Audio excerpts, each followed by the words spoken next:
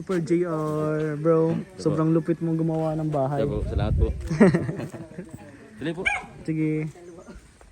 Super JR, check mo ba yung bahay? Oo, kaya kung may bagyo, pero wala naman po nasira naman po. Okay naman po lahat. Pero tama naman yung ginawa nila. Ginawa po nila para doble po yung tibay po ng bubong. Kasi nakasabay po nung hangin na karang araw.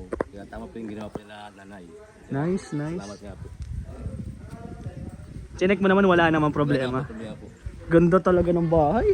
Ganda, bro. Kaya po, salamat po. Ganda. Yan si nanay po.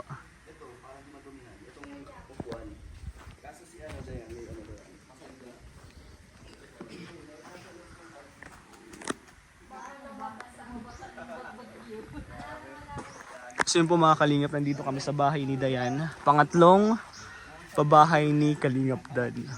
So yun po, sinamahan natin si Kalingap Dan para tulungan po. At syempre ma-experience ko din na pagsama sa mission ni Kalingap Dan. So yun po, panoodin nyo po sa vlog ni Kalingap Dan.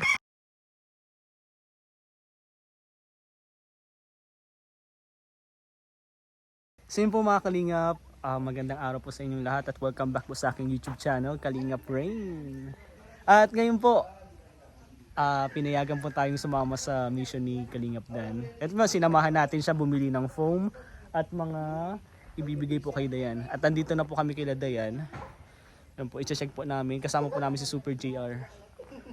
And buti na lang pinayagan tayong sumama sa mission ni Kalingap Dan. Gusto ko din po ma-experience. At yun po, papakita ko po sa inyo yung bahay ni Kalingap, ni Dayan.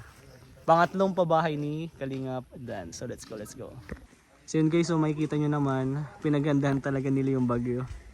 Merong pabigat sa taas ng bubong. At andito na po yung binili namin nila Kalingap Dan at na Super JR. Foam, foam ba yun? Andun na sa loob yung foam.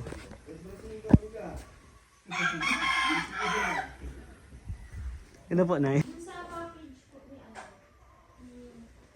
Sir Panday. Yung mga kalinga po. May ginakuha sila nanay ng walis. Walis ting-ting. Galing.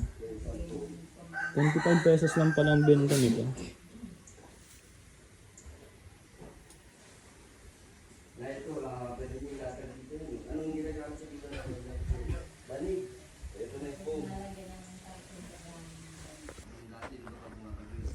Ay, tuloy.